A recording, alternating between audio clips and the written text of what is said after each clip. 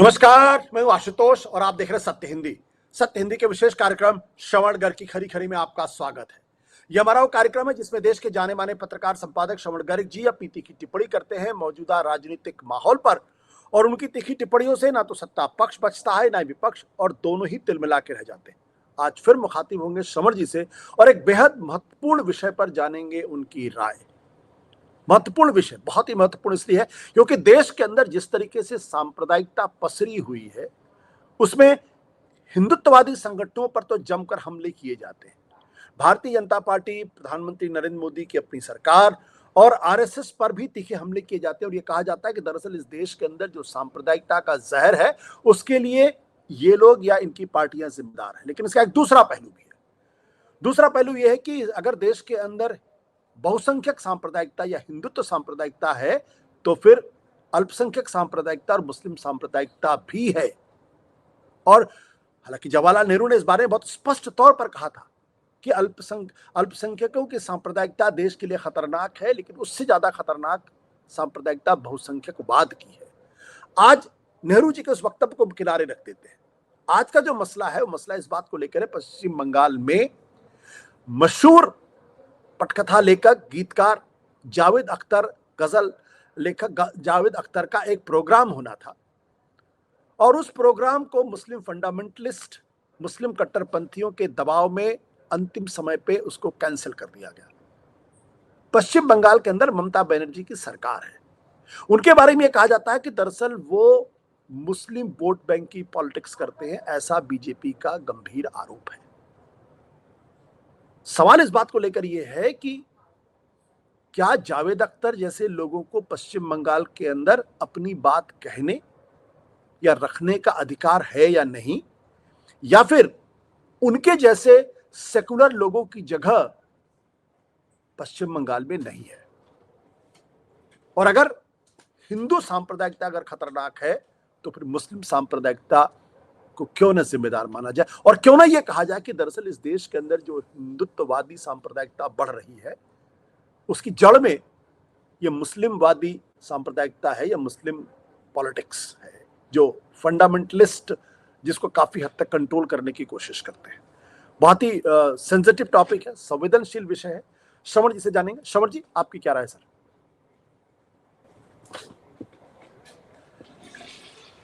Sir unmute करें।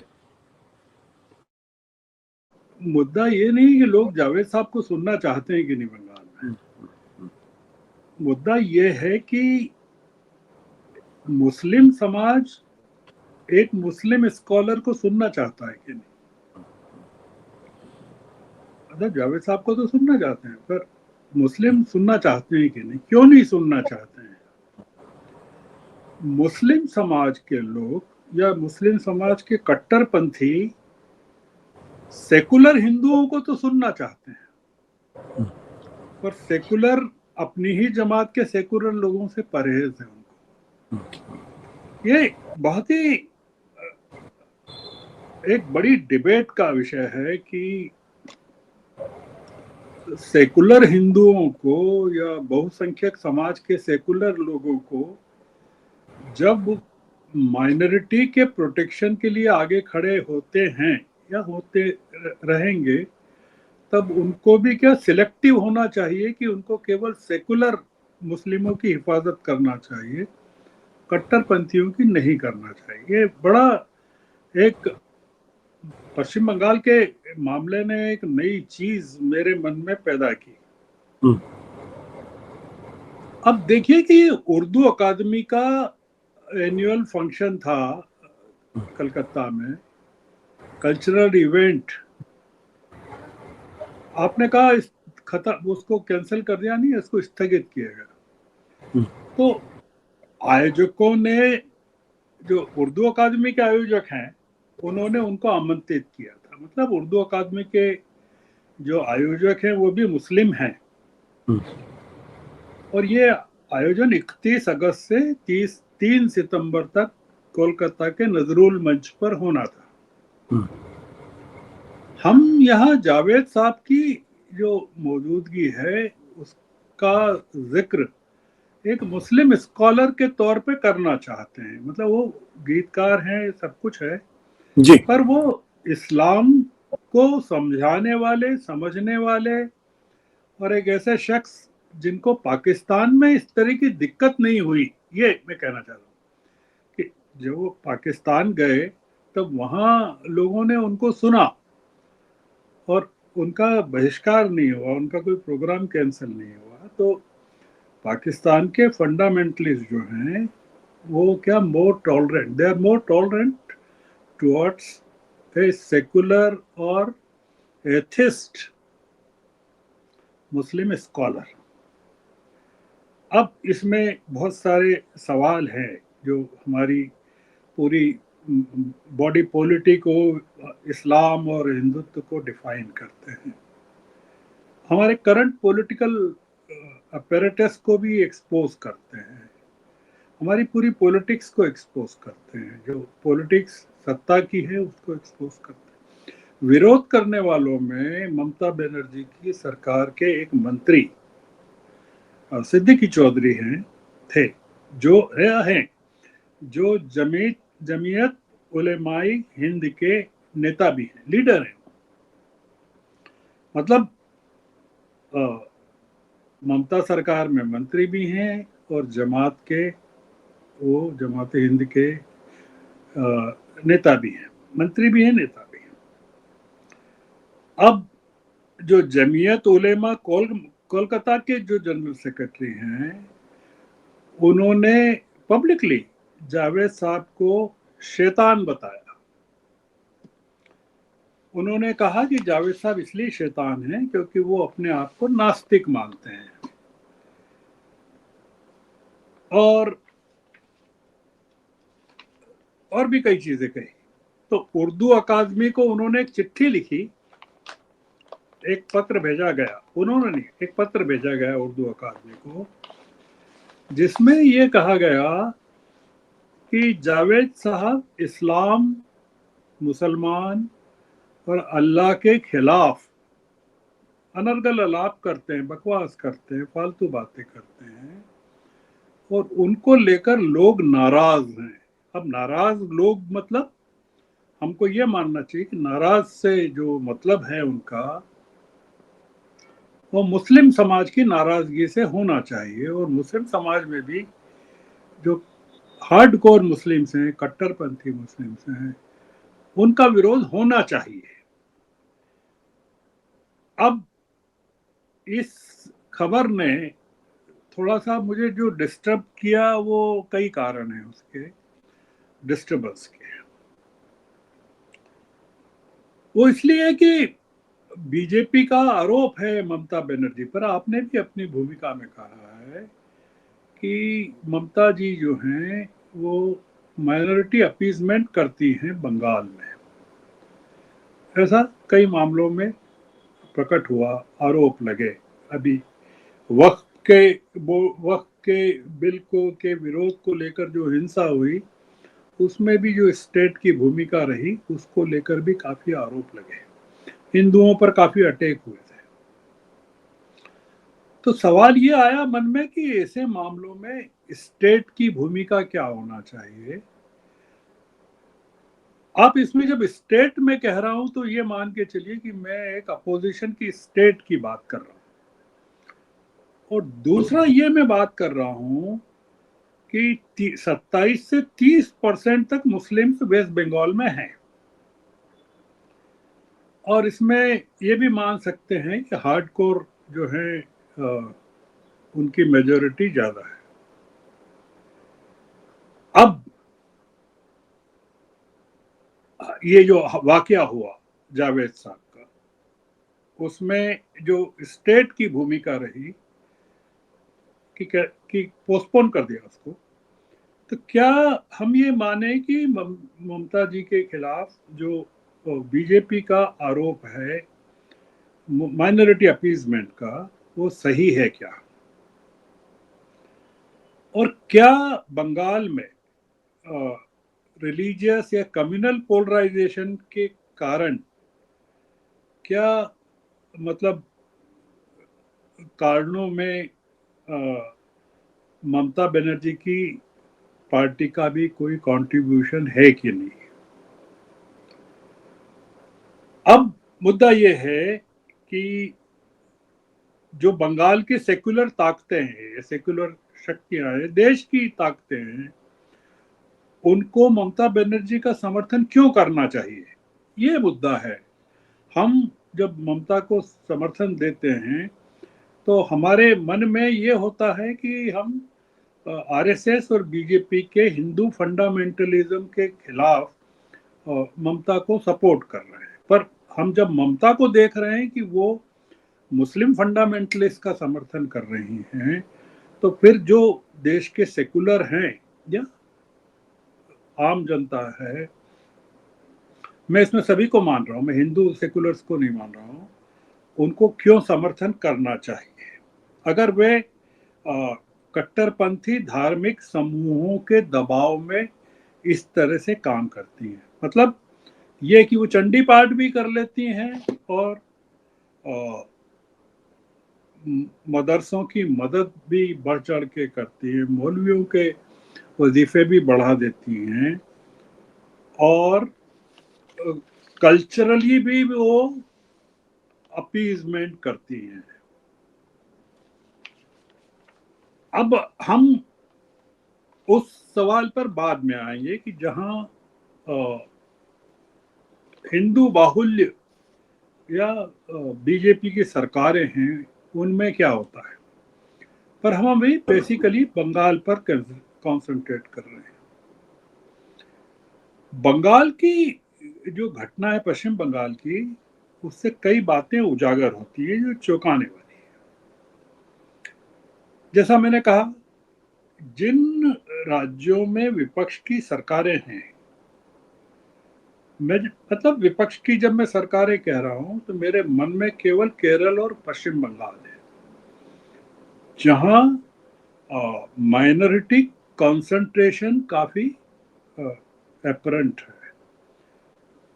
केरल में भी काफी है और यहाँ भी, जहां निर्णायक भूमिका अदा करता है सरकारों के निर्माण। तो क्या वहां की सत्ताएं जो हैं, केरल की हो या पश्चिम बंगाल की हो, वो इस तरह के दबाव में अगर रहती हैं तो वो हमारी जो पूरी फैब्रिक है सेकुलरिज्म की है, कॉन्स्टिट्यूशन की, उसके लिए कितना हेल्दी मानना चाहिए। हम मतलब हमको अपने विरोध जो है वो क्या सिलेक्टिव करना पड़ेंगे फिर। जैसे क्या फर्क रह गया कि मान लीजिए कि उत्तर प्रदेश का जो कल्चरल एजेंडा है, मध्य प्रदेश का है या राजस्थान का, छत्तीसगढ़ का, वो अगर आरएसएस तय कर रहा है और बंगाल का कल्चरल एजेंडा जमीयत तय कर रही है, फर्क क्या है। और कल से अगर उत्तर प्रदेश में अखिलेश की हुकूमत आ जाए और बिहार में तेजस्वी किया जाए, और उत्तर प्रदेश में एक बड़ी पॉपुलेशन, मुस्लिम पॉपुलेशन, पश्चिमी उत्तर प्रदेश बहुत बड़ा है, या बिहार में है, तो क्या हमको ये इस खतरे के लिए तैयार रहना चाहिए कि विपक्ष की सरकारें अगर बिहार में और उत्तर प्रदेश में आ जाती हैं तो उनका जो कल्चरल या सोशल या रिलीजियस एजेंडा है वो भी माइनॉरिटी का डोमिनेंट ग्रुप जो है वो तय करेगा। मैं जिस चीज की तरफ आपका ध्यान आकर्षित करना चाहता हूं, वो या मेरा ध्यान किस चीज ने आकर्षित किया उसकी तरफ मैं आपको ले जाना चाहता हूं। बंगाल के एक मुस्लिम युवा ने, तो मैं उनका नाम नहीं ले रहा हूं, उनकी एक पोस्ट किसी ने मुझे फॉरवर्ड की मेरे सोशल मीडिया प्लेटफॉर्म पर। मुस्लिम है, युवा हैं और बहुत ही रेडिकल हैं। हालांकि वो पोस्ट मैंने जब शेयर की तो काफी लोगों ने उसको लाइक किया, पर वो उसका एक पक्ष ये है कि अधिकतर लाइक करने वाले सेकुलर मेजॉरिटी कम्युनिटी के सेकुलर माइंडेड लोग हैं और बहुत कम मुस्लिमों ने या अल्पसंख्यकों ने उसको पसंद किया, पर बाद में कुछ मुस्लिमों ने उसको अपने आप विड्रॉ भी कर लिया, अपना जो लाइक का वो था, और कुल मिलाकर 1 या 2 रह गए, बहुत सारे लोग तो वो। पर उस युवा ने विड्रॉ कर लिया अपनी पोस्ट को, या तो डिलीट कर लिया या दबावों के चलते हटा लिया। अब उस पोस्ट में क्या कहा गया था जिसने मुझे एजिटेट किया और बहुत सारे लोगों को एजिटेट किया, जिसमें हमारे एक मित्र गिरधर राठी जी भी हैं। उस पोस्ट का कहना है, आशुतोष जी, कि कट्टरपंथी मुस्लिमों को, वो मुस्लिम है जो युवा है, अभी सोशल मीडिया पर है, वो कट्टरपंथी मुस्लिमों को अपनी ही जमात के नास्तिकों से, अपन उसमें जोड़ सकते हैं सेकुलरों से या अनिश्वरवादियों से, नफरत है। यानी सिर्फ हिंदुओं से ही नहीं, ये मतलब हम अलग से इसको ऐड कर सकते हैं।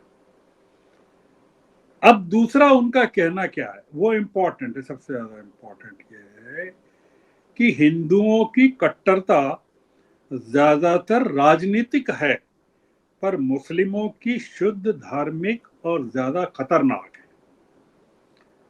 ये एक मुस्लिम बंगाल का जो ये प्रोग्राम जो कैंसिल हुआ या पोस्टपोन हुआ, उससे एजिटेट होकर उसने ये पोस्ट लिखी थी।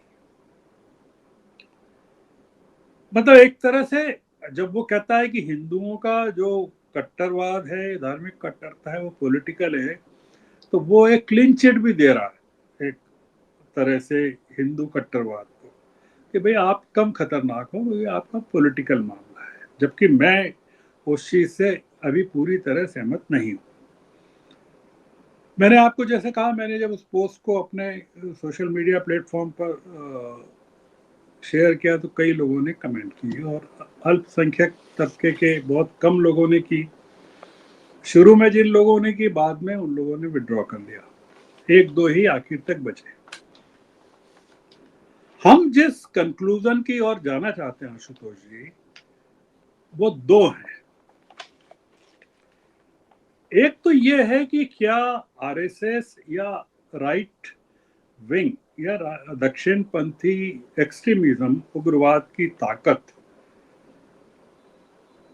बहुसंख्यकों के समर्थन में, मतलब एक तो ये कि क्या आरएसएस या दक्षिणपंथी उग्रवाद की जो असली ताकत है वो बहुसंख्यकों के समर्थन में कम है, और उसके पीछे बहुसंख्यकों का समर्थन उतना प्रोमिनेंट नहीं है जितना कि अल्पसंख्यक समुदाय का कट्टरवाद। कि अल्पसंख्यक समुदाय के कट्टरवाद की रिएक्शन के कारण आरएसएस ज्यादा पावरफुल हो रहा है, या दक्षिणपंथी संगठन ज्यादा पावरफुल हो रहे हैं। और इसके लिए मतलब जो छद्म धर्मनिरपेक्षता है, ममता जी की मान लीजिए, या वोट बैंक की राजनीति जो चल रही है, वो उसको प्रोटेक्शन दे रही है, संरक्षण दे रही है, चाहे जितना टेम्पररी हो, पर वो प्रोटेक्ट कर रही है। दूसरा ये है आशुतोष जी कि जब कोई बहुसंख्यक सेकुलर, मतलब मेजोरिटी कम्युनिटी का सेकुलर, जब किसी मुस्लिम की मॉब लिंचिंग होने पर भर्त्सना करता है, कंडेम करता है, तब वो ये नहीं सोचता कि जो मारा गया व्यक्ति है वो कट्टरपंथी है, नमाजी है, सेकुलरिज्म का घोर विरोधी है, अनिश्वरवाद का विरोधी है। वो एज ए ह्यूमन एफर्ट उसको सेव करता है। या जब मस्जिदों पर हमला होता है बजरंगियों का या एक्सट्रीमिस्ट एलिमेंट्स का, और जब हम लोग उसको डिफेंड करते, कंडेम करते हैं अपनी डिबेट्स में, या मोहल्ले का, उस मोहल्ले का नागरिक जब डिफेंड करता है, उसको कंडेम करता है कि गलत हो रहा है, तब वो ये नहीं सोचता है एक मिनट के लिए भी कि मस्जिद के अंदर जो लोग हैं वो अनिश्वरवाद के विरोधी हैं या कट्टरपंथी हैं या हिंदुओं के विरोधी हैं। वो एज ए कॉज जो सेकुलर है वो कॉज के तौर पर समर्थन करते हैं। परेशान करने वाली बात आशुतोष जी ये है कि जावेद साहब के पक्ष में न तो ममता बनर्जी की सत्ता खड़ी हुई और न विपक्षी दल खड़े हुए। मतलब विपक्षी दलों में आप कांग्रेस को भी मान सकते हैं और सीपीएम को भी मान सकते हैं। मतलब हो गया, पोस्टपोन हो गया। हमको जावेद साहब ने क्या कहा, प्रतिक्रिया उसकी पता भी नहीं की, हम करना भी नहीं चाहते। दूसरा, वो मुस्लिम भी खड़े नहीं हुए। मैं बंगाल के मुस्लिमों की बात नहीं कर रहा हूँ, वो तो हो सकता है डरे हुए हों, पर देश के मुस्लिम जो तरक्की पसंद हैं उतने कट्टर नहीं हैं जितने दूसरे हैं। और अब ये जो मुस्लिम है, जैसा मैंने शुरू में कहा, ये अपनी ही जमात के मुस्लिमों पर, मतलब ये जो मुस्लिम है, सेकुलर मुस्लिम है या और मुस्लिम है, अपनी जमात के मुस्लिमों पर जब हिंदू कट्टरवादियों का हमला होता है या प्रहार होता है और उसके खिलाफ सेकुलर हिंदू सेकुलर बहुसंख्यक जब विरोध करते हैं, आवाज उठाते हैं, तो उनकी बड़ी तारीफ करते हैं। पर अपने अपने ही शहर में, अपने ही राज्य में या अपने ही देश में, जैसे कोलकाता की उर्दू अकादमी के सेकुलर मुस्लिमों के पक्ष में खड़े नहीं होते। ये एक बड़ा मुद्दा है, क्योंकि उर्दू अकादमी के लोग जो बुला रहे हैं वो सेकुलर हैं। वो यकीन करते हैं कि मतलब जावेद साहब से इत्तेफाक नहीं भी रखते हों, पर जावेद साहब की व्यूज को प्लेटफॉर्म देने का साहस रखते हैं। इसका मतलब यह है कि जब कट्टरपंथी मुस्लिम हैं वो अपनी ही जाति के सेकुलर ताकतों का तो विरोध करते हैं, पर हिंदू जमात के सेकुलरों का विरोध करते, समर्थन करते हैं। ये मुद्दा है। अब आखिरी पॉइंट ये है आशुतोष जी कि जो सेकुलर बहुसंख्यक है,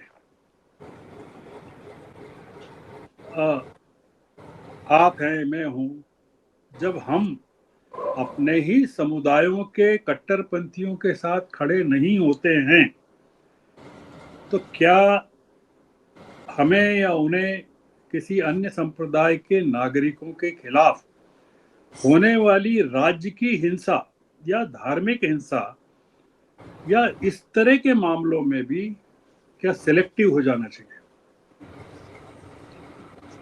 क्योंकि ये एक बड़ा पेच है कि जो मैंने एक्सप्लेन किया आपको कि जो देश में फंडामेंटलिज्म का राइज है, कट्टरवाद का जो राइज हो रहा है, उसके जो फोर्सेस हैं उनको हम कैसे आइडेंटिफाई करें, वो कौन है? क्या हम सिंगल आउट कर दें कि आरएसएस है, और या ये कहें कि RSS is a reaction to Muslim fundamentalism, या ये कहें कि Muslim fundamentalism is reaction to RSS religious communalism या मेजॉरिटी कम्युनलिज्म? और इसमें जो बेसिक जो चीज सोचने की है वो स्टेट की भूमिका क्या होना चाहिए, जिसको आप वेलफेयर स्टेट कहते हैं। और दूसरा ये कि जैसा आपने नेहरू जी का कोट किया, तो वो हम ये मान लें कि भाई जो कम्युनलिज्म है वो मेजोरिटी का ज्यादा खतरनाक है और माइनॉरिटी का कम्युनलिज्म आउट ऑफ प्रोटेक्शन है, असुरक्षा की भावना के कारण है। और हम मेजोरिटी के कम्युनलिज्म को असुरक्षा से नहीं जोड़ते, हम उसको एक्सपेंशनिज्म के साथ जोड़ते हैं। तो ये मैंने एक बहस आपके सत्य हिंदी के दर्शकों के लिए, जो मुझे कलकत्ता की घटना से थोड़ा एजिटेट होकर और समझ में आई जी, डिबेट के लिए आपके दर्शकों के लिए छोड़ी है। अब वो उस पर कैसे रिएक्ट करते हैं, वो एक काफी खतरे हैं इसमें। एक खतरा तो ये भी है कि आप हिंदू फंडामेंटलिज्म को या धार्मिक कट्टरवाद को डिफेंड कर रहे हैं, ये भी एक है इसमें खतरा। तो हम आज की बातचीत को, आशुतोष जी थोड़ी लंबी तो जरूर हो गई है, पर आप इजाजत दें तो खत्म कर दें। बिल्कुल साहब, लेकिन अंत में मैं यही कहूंगा कि सत्य हिंदी ना तो मेजॉरिटी कम्युनलिज्म के साथ है ना माइनॉरिटी कम्युनलिज्म के साथ है। दोनों का पुरजोर तरीके से विरोध किया जाना चाहिए, क्योंकि दोनों एक दूसरे के लिए खाद पानी प्रोवाइड करते हैं। अगर माइनॉरिटी कम्युनलिज्म खतरनाक है तो मेजॉरिटी कम्युनलिज्म भी खतरनाक है, और अगर मेजॉरिटी कम्युनलिज्म खतरनाक है तो माइनॉरिटी कम्युनलिज्म भी खतरनाक है, और दोनों का इस देश समाज में कोई जगह नहीं होनी चाहिए। ये सत्य हिंदी का मानना है। Thank you sir.